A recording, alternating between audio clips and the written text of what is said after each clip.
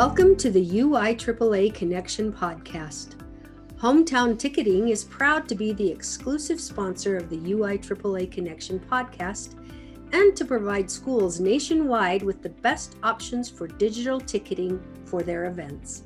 Visit their website at hometownticketing.com to learn how they can make digital ticketing possible and simple at your school.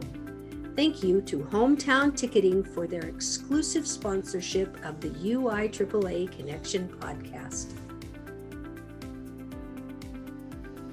Welcome back to another edition of the UIAAA Connection. I'm your host, Mark Hutch-Hunter. Today, our guest is Paul Putnam from Next College Student Athletes. Welcome to the podcast, Paul.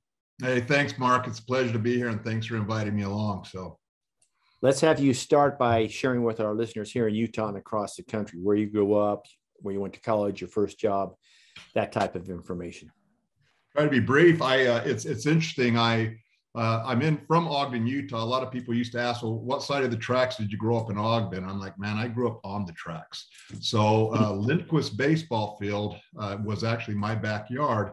But before that field was there, it was just some railroad tracks there and some box cars would come through there. And my mom and dad ran a small little hotel there on 24th Street, just right by the viaduct. And that's kind of where I grew up. And I'd say I went to Madison Elementary School. That's going way back, and then but the Desert Gymnasium, if you remember that, the Desert Gymnasium was like my babysitter from probably kindergarten through the third or fourth grade. So I went to the Marshall White Center, Desert Gym, just kind of stayed around, stayed very active. I was the youngest of 9 kids. So parents both worked very, very hard and kind of running a small little business there. So the town of Ogden kind of raised me, from 24th, 25th Street, all that kind of area. So it was kind of a rough part of town too, but I think it kind of gave me a little bit of some good roots. So from there, my parents moved around quite a bit. I think they bought a lot of businesses and they kind of started, I think they rehabbed houses before rehabbing was cool. But that's really pretty much the businesses that I knew they did. But we did one venture when I was in about 4th or 5th grade. So I grew up on 24th Street, but we also had a home in Ogden on Riverdale Road, which is where In-N-Out Burger is now, that 4030 Riverdale Road. Still remember that's right. Where our house was. And then my parents actually purchased a small little resort, or it was called Crystal Hot Springs, out between Tremont and Brigham City. So I've been there. They bought that in the late 60s, early 70s, and ran that. So I can attest that lodge is haunted. So a 10, 11-year-old boy who stays alone in the lodge there, because my bedroom was upstairs in that lodge, and the sounds that I heard, I'm 100% convinced that it is haunted. So somebody who's actually lived there. Went to Idaho for a little bit of Roy, but where I really grew up and got a lot of my sports and stuff that got involved was we moved to Salt Lake City, and I attended my junior high years at Churchill Junior High School. Coach Bob Barrett, if any of you old coaches out there remember him, he was my coach there, a volleyball coach and track. I know coach. Bob. Yeah, great guy. He's one of my mentors, one of the kids I'd look and say that had a big influence on me in my life. And then I went to Skyline High School and had some great coaches at Skyline High School. We won a state championship under Ken Schmidt in 1979. I ran track from AAU. Participated really young. So AAU track and field. My AAU coach and high school coach was Craig Poole, who, went on to at BYU, at BYU as head track coach. And then Tom Ishii, if anybody remembers, he was a good swimming coach. I just remember that. But so I started out, my first sports really growing up was baseball and swimming. I was a really, really good swimmer. Felt like I was a really good baseball player. And then we moved around a lot. So it was like I used sports as ways to kind of connect and make new friends and get involved. And so I remember we had a little small stay there at Roy High School. And one of the coaches I still love, who was my little league football coach, his name was Sheffer, Coach Sheffer. I can't even remember what his first name is. I don't even know if he's still around or not there at Roy, but going way back in the days, this is in the 70s.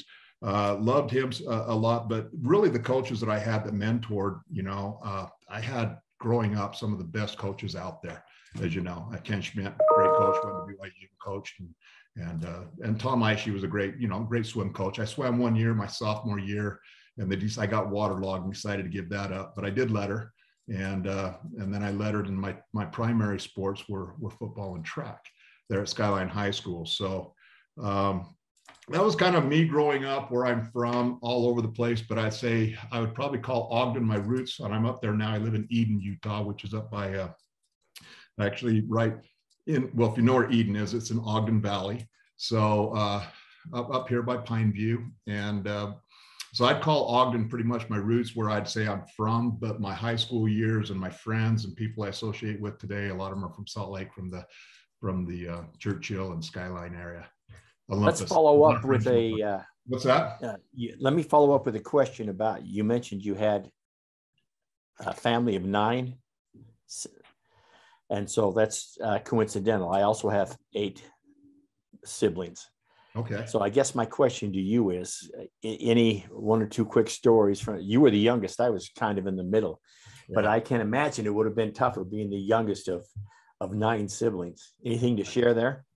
Well, here's the story, and I don't share it too many, but I'll bring it out there. We're out in the open with it anyway, and it says to who we are as a family. But my dad graduated West High School, was a great athlete out there, and you know, I've got some pictures of him from his track days and stuff running out there. But he ended up getting into the Navy, and he was married a total of 6 times, all at separate times. So we're not talking the old Utah stuff. Yeah, okay.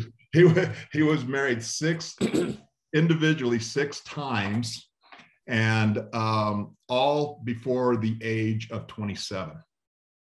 That's wow. the Navy. Okay. And when he was 27 years old, he met my mother, who was 13 years older than him, that had 7 kids. Okay. And so she settled him down. 45 years they were married. They had me and my brother Jerry. And so my older brothers, my oldest brother is only really 7 years younger than my dad. So my niece, his daughter is my niece. I was a niece when I was 2 hours old. We were born the same day. Wow. Big family, but again, being the baby, a lot of my brothers and sisters. So I know things. I know the stories from the Vietnam stuff, the music from the 60s and 70s. But you know, so it was different. But my brother and I, Jerry, have a very, very close bond, and he was also a great athlete. I'm gonna say also, I don't know if I was great or not, but he was a good track. He got a full ride scholarship to Indiana University to run the 400 hurdles out there. And I remember a time when we were running our regional meet there at Skyline High School, and we were competing against each other in the 200, because there was nobody in the region that could. We were all, you know, I broke a state record. I did some things like that in high school, but we were pretty fast. We competed against each other my junior year against him. And I remember we were tight neck and neck in that 200, and we just had that natural instinct, because we were in the lanes right next to each other as we're coming right into the finish line, where we grabbed our hands and kind of went across, kind of cocky and arrogant, but went across as 2 brothers going across the finish line. And we got disqualified and lost a total of 18 points for our region. Coach couldn't have been happy we were about qualified that. for state, but we did lose the points for our region, and I'm not sure how far we won that, but that's a story I think Coach Poole will still remember. Well, that's a great story. Talk a few more moments about, you've already mentioned some of your mentors. Any other mentors you'd like to mention? You know, I would probably say, you know, I've got a guy that I work with. His name's Julian Jenkins, and we work very closely together, been together for about 15 years. He was a 3-year captain at Stanford. He actually played with Kirk Chambers there at Stanford, who's coaching there at Provo. And then he went on to get drafted by Tampa Bay.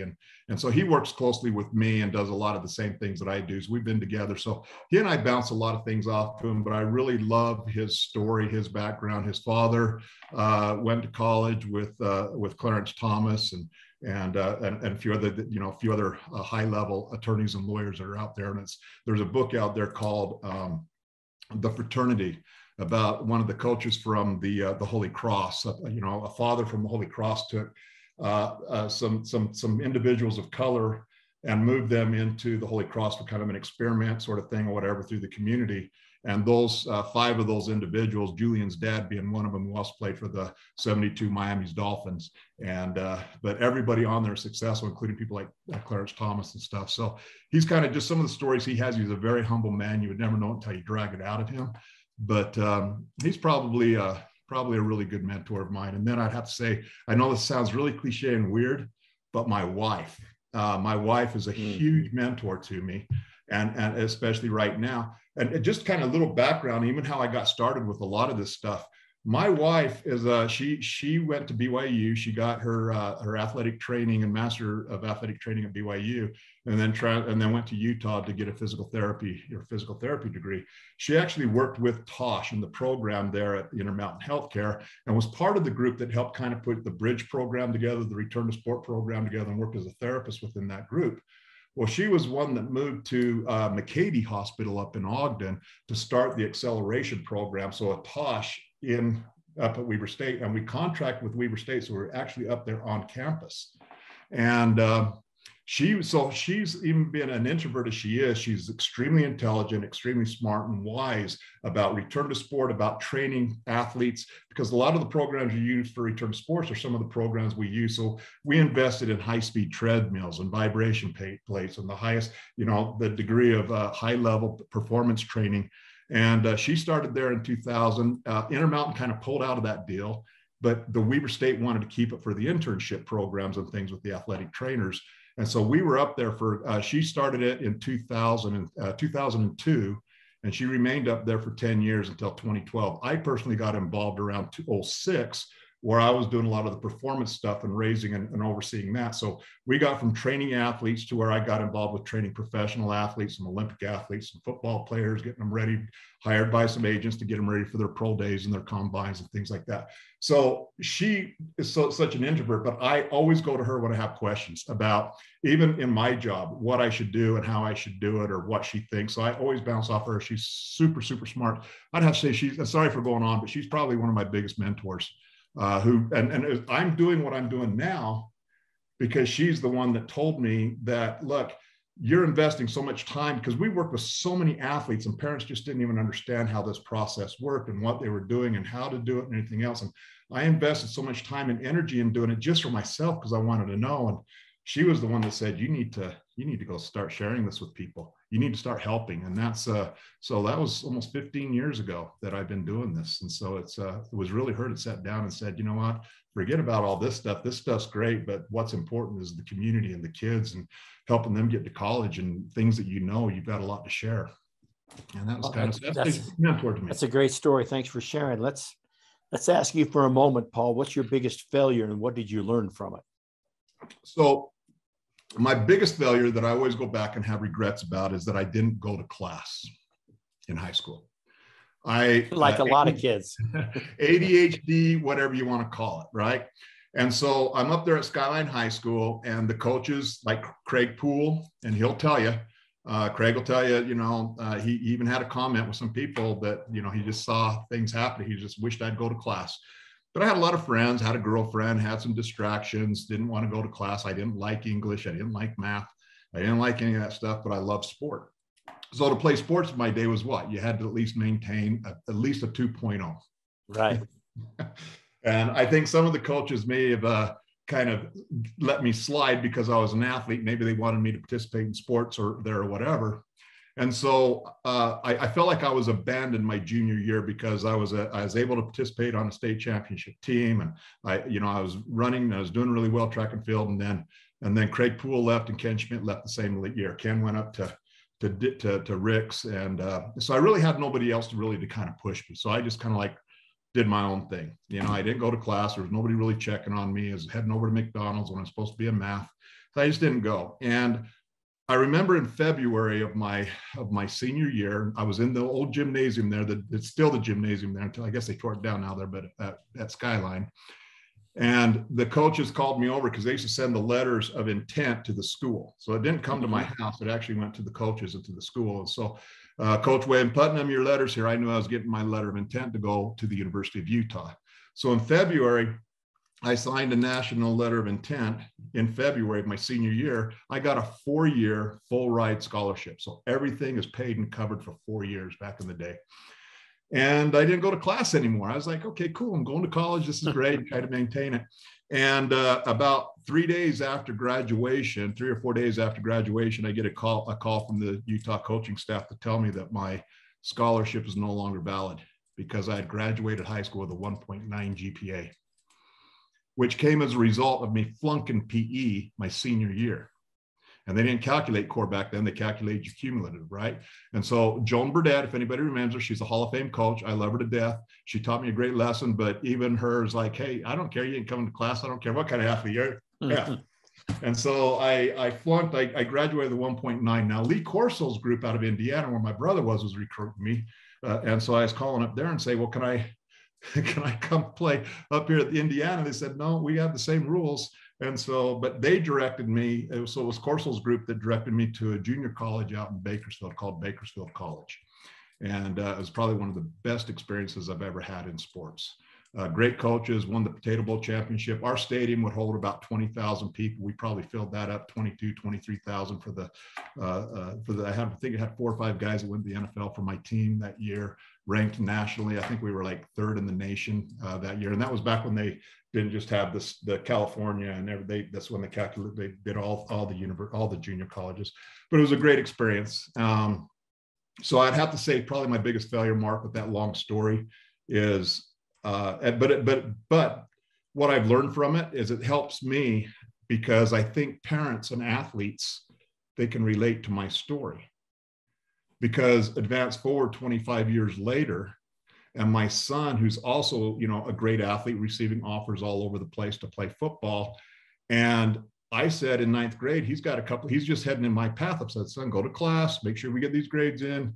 I had to take him under my wing a little bit and help him, and he did, but he graduated with a 3.3 GPA cumulative, but he was an academic non-qualifier. So all those offers he had his sophomore and junior year to play football are gone because he's not even a qualifier. So he had to go to a junior college, which he went to Snow.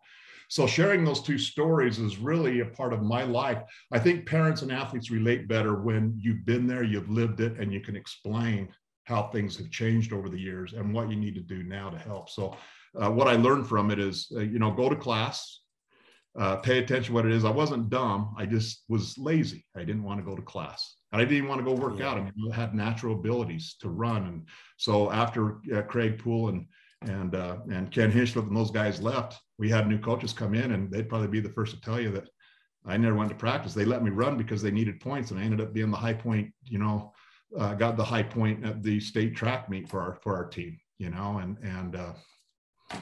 but I just, I think that's probably the biggest thing, my biggest regret. I think about it all the time. Well, thanks for sharing that. Let's ask you one more question, and then we'll get to the NCSA, which is why we have you on today. Yeah. What's one thing that you wish you had known when you began your career that you didn't know then that you know now?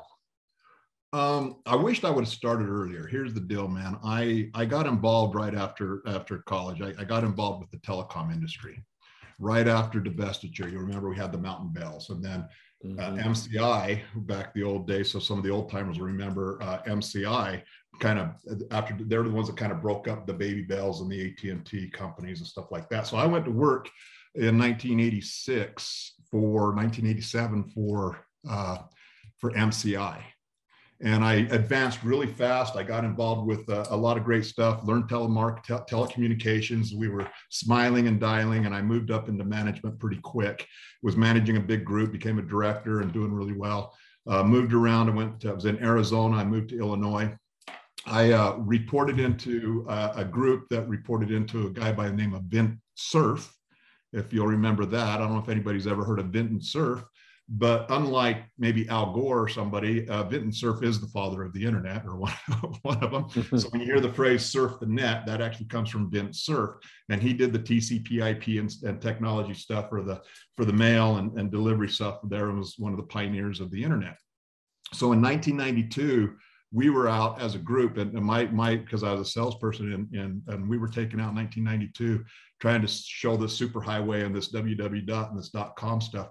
Nobody knew what it was when we were trying to sell it to banks and stuff. It was all news feeds, and then just trying to look and see where it went. And so I was part of a company that advanced and did some great things, and I did very well with it, but it wasn't my passion and it wasn't my love. And so even though I did well and was able to make some money and make a good living and different things like that with what I did, it wasn't what I really wanted to do. I wanted to coach. I wanted to work with kids. I wanted to help others achieve their goals. I kind of felt like I wanted to be that mentor that so many were to me. And so starting over in a career, I'd probably say sometimes we make some mistakes. We get stuck into an area that we don't really, it's not really our fit or really our pitch, our passion. I think sometimes it's okay to move. And I was too afraid to move because the money was too good. And I was chasing money, but I was never happy with what I was doing. Right now, I make far less than I ever made, and I am having the most fun of my life, because it's when you're able to help somebody achieve a particular goal that they will remember for the rest of their life, and they send you a little text to tell you how you had an impact on their life. That's a paycheck that you can never replace. And to me, so if I had to do it all over again, it'd be, hey, figure out what it is that you want to do. Go after your passion and your dream. Let that drive what you want to do. Very good. Let me ask you, as somewhat of an outsider, with your work with the NCSA, you work with athletic administrators. Talk about how you see their job today, how it was different from when you started 15 years ago, just as someone who's not in it every day. Well, Mark, there's probably a little YouTube video out there too at one time where I wanted to show some other people kind of the life of what I was doing. And it was the first time that I actually met you. And it was in the summer. And it was in the summer, and it was when you were at Jordan High School. And I remember driving around there, and there happened to be a door that was unlocked, and there was nobody in the halls, completely blank, completely empty. The football team, I think, was out practicing in the summer doing some things, but you were in your office, and you invited me in, and you gave me a chance to tell you what I do. You gave me a chance to look at what I do, show you some things, show you some tools and programs, and you listened to me. And I actually put that on video. I think I interviewed you because I wanted to show people what we're doing. Do you remember that? We're going back about 13, 14 years, right? It's been a while, yeah. It's been a while. So I guess what I've noticed is that I don't think that there has been changes with what the AD does today. You guys are extremely busy. I mean, you're talking about, between uniforms, between disciplines, between organizations and rain days and snow days and organization and putting this together and putting tournaments together and fundraisers and organizing everything and managing everything it is. You guys are extremely busy. To me, I'm a little bit more of a, hey, I'm the squeaky wheel. I want to get the grease. And so in my world of mind share, I'm trying to fight for whatever mind share I can get from ADs.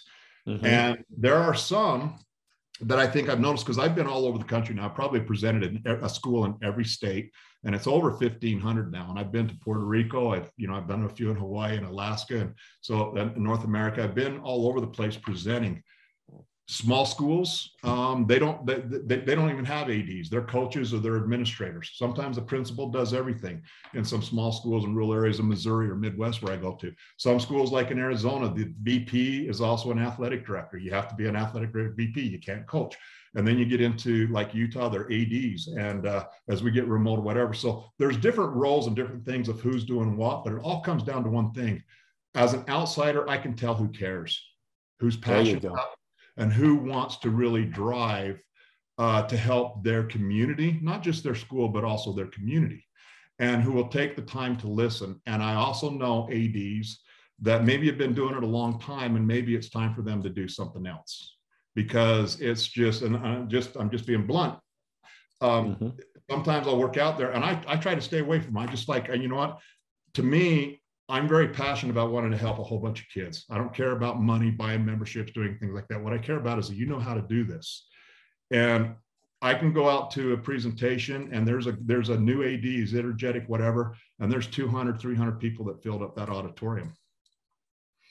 And we do all the work to try to get it there. All we do is ask you to put the information out. And then there's ADs, well, I'll go there, and honestly, 5 people show up, 3 people show up, 10 people. But then what happens after that is I'll get an email, my emails or text will blow up because people will know I was there, and they're saying, well, we didn't hear about this. We didn't know about this. We didn't know it was there. And when I'm at a presentation, I got a parent that comes up who's a senior that says, why doesn't my school make this mandatory? Why don't we know this information about NCAA eligibility, 16 core credits, 10 or whatever? And so I would say for Utah, most of us, I've had a relationship with most everybody here in the state of Utah being there. I think this would be my 13th time going down to the conference. We got great coaches here. We got great ADs. There's some great ones in the Midwest, but then there are some that just don't really, they're just kind of going through the motions, and they're like either waiting to retire, they don't want to do too much, or it's not a priority. You know, it's not what we do, we're trying to help the kids or communicate with them is not a priority. Thanks. That's a great answer. That's a good segue into what I want you to talk about next. Obviously, about your company. I think everybody in Utah knows you're one of our gold sponsors and the sponsor of our academic state championships, which we're really proud of, that we began here in Utah about 6 years ago. But I want you to speak about NCSA and why it's a needed product for those out there in Utah and across the nation that have not heard about it, and why it's important to the student athletes. Okay. I don't want to give it too much of a plug or sales plug, whatever. I just want to talk about what I do and how NCSA uses that. So as you remember, going back to my story, I didn't get into this because I needed to go out and make a buck or two. That's not why I was doing it. I did it because I trained a lot of kids at our facilities, and I met parents and I talked to parents, and I realized there was a need that parents and athletes have to understand, because even when I was recruited to when my son was recruited, everything has changed. The landscape with the internet and technology and the NCAA stepping in and tightening up the rules, everything has changed. But as parents, we go through life and we watch the kids through Little League growing up. Next thing we know is that these D1 kids are getting offers by the end of their sophomore year. But yet the coaches can't even talk to, they aren't supposed to talk to these kids till June 15th after their sophomore year for D2, and September 1st of their junior year, right? But exactly. How are these kids getting offers that are in 8th and 9th grade? And so and then you figured out for the GPA, it's not a cumulative GPA, it's core. The NCAA is going to require 16 core credits. And now a few years ago, they changed it to even say that now you got to have 10 of those 16 core met before your senior year.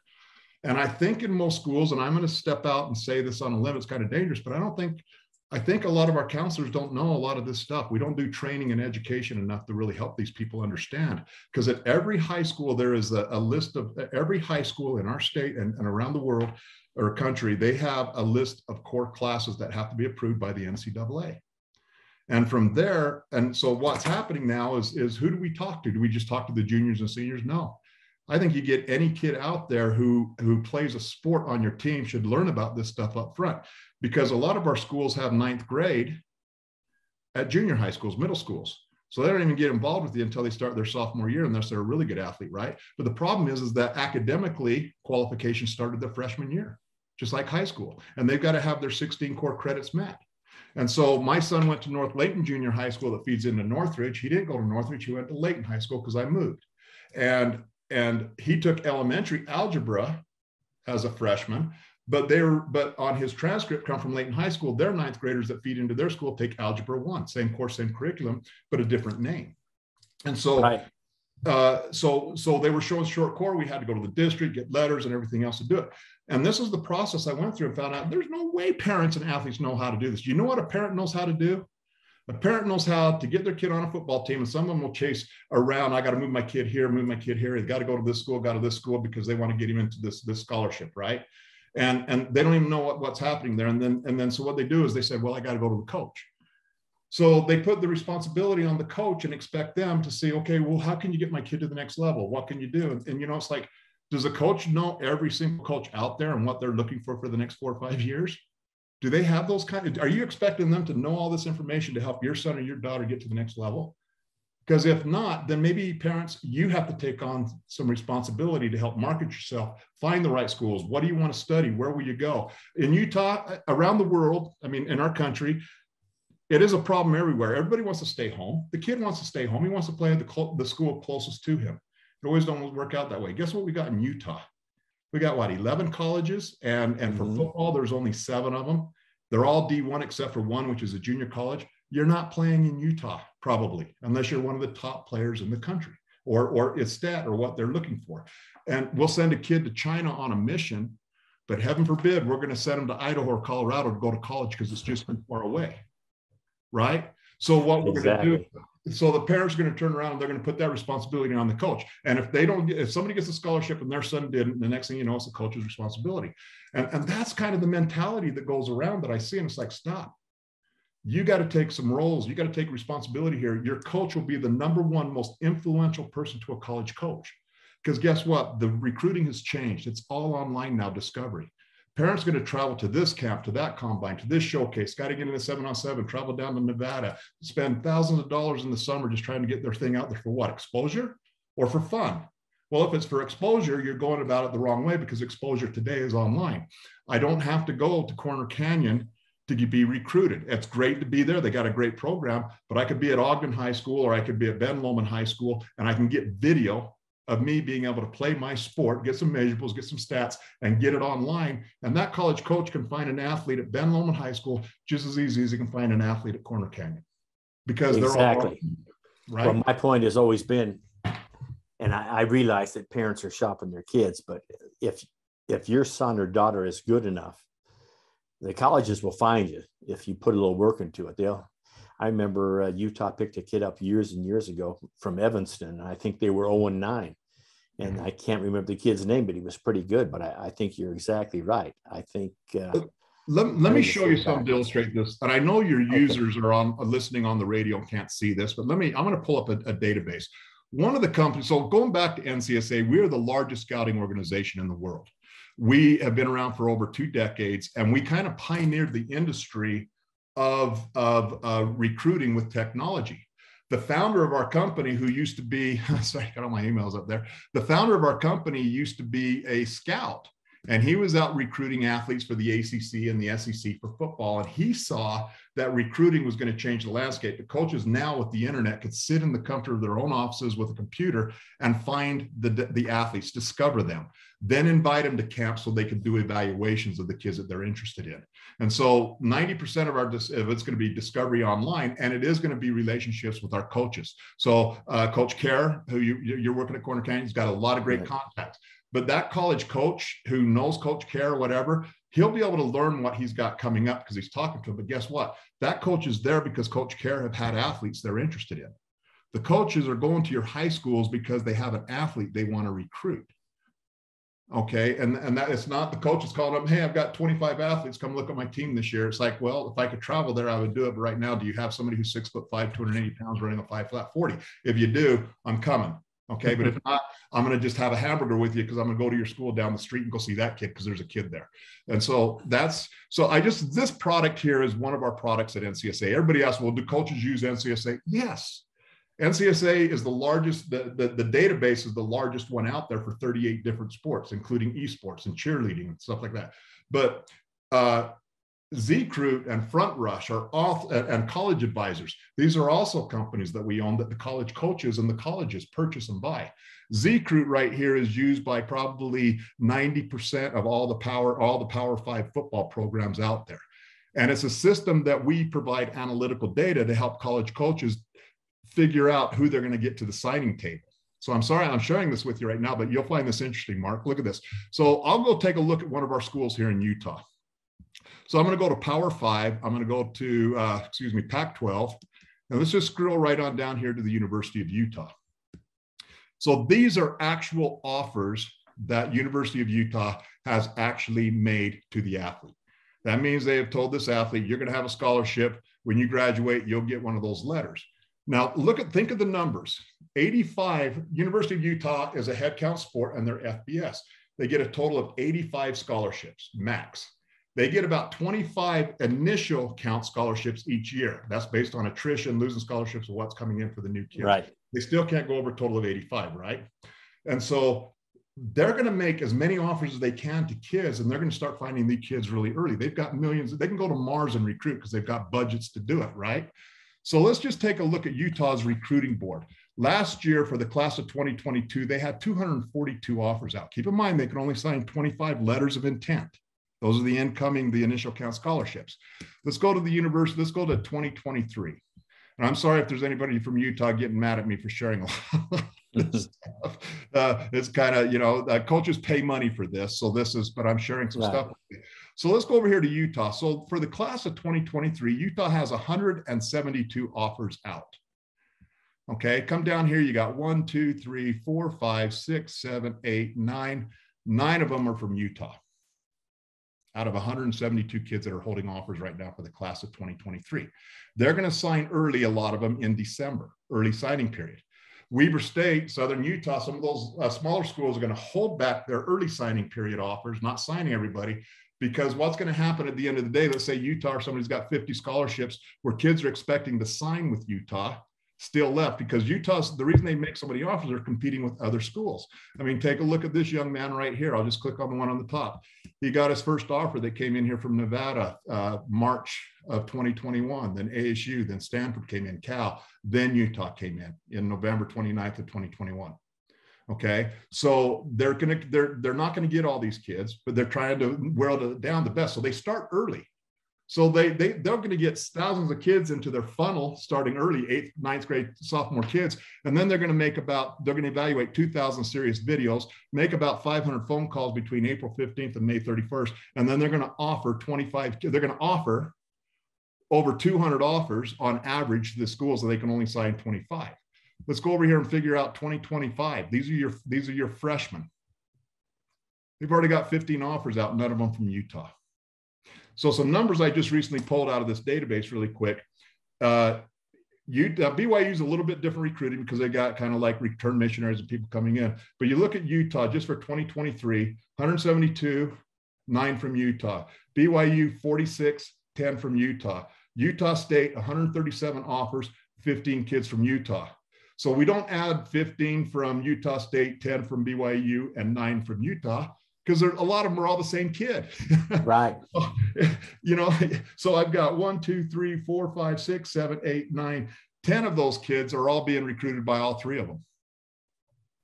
So are you going to play in Utah? Here's my point. Why is NCSA needed, and why is the company comes?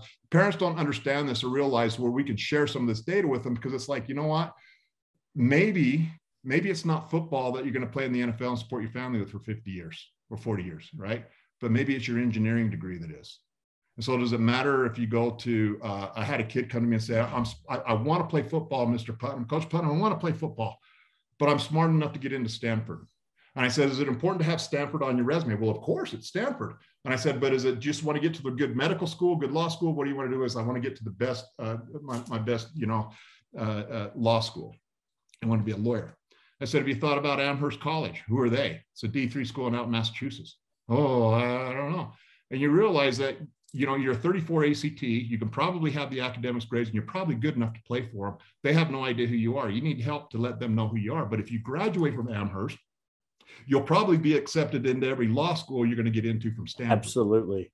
Okay. So why don't you look at, and I promise you that helmet that's going to be on the back of your desk, it has some screwy little S on it. I mean, look at my picture up here. Nobody knows what that is. It matters to me. And it becomes one of my stories. And so it doesn't matter if you can brag about playing for Stanford or Utah or BYU. I mean, that's great. That's a dream. Go after it. But you also got to support your family in 40 and 50 years. So is it the education that your football, baseball, softball, wrestling, whatever it might be, did it help pay for your education? And that is so well said. So I will leave it at that, because obviously in high school, we're in the business of student athletes. And of course, it gets a little bit different in college and different than in the NFL. Let's finish up with a couple of questions. Yeah. I just want to say on that, though, the D2s and D3 schools, they have no idea where these kids are. So going back to what you just said, Mark, in there, I just kind of wanted to add to that. If you are a true D1 athlete, you got the size, the ability, you can jump off the field, you can dunk it, what rock or whatever. If you are a true D1 athlete, you're probably going to know by the end of your sophomore year, maybe into your junior year. But yeah, those coaches will probably find you. But that's less than 1% of the kids. When you look at football, right, with the stereo we just went through, you got 128 of those schools, 25, that's 3,200 scholarships divided into 315,000 football players across the country. That's 0.08%. So the kid who's going to play football, and this is a great, I got to tell you the story, one story. So it was Olympus High School. I think it was Aaron White had asked me to do it. So we had a kid who wasn't really playing varsity yet, but his name was in our database being searchable, because it doesn't cost. And these are the other reasons, maybe you'll get into this, but hey, you don't have to pay to go into our national databases. We got 41,000 college coaches, over 10 million logins from coaches every single year. They're searching out there for athletes. And so I pulled up his recruiting board, that was in our national database. And he says, bring this kid's profile up. And I did. And he's like a freshman. He's going to be a good football player, and he's very, he can take a lot of weight on his shoulder. And I think that's why he kind of pointed him out a little bit, but he was trying to illustrate something to all the other players.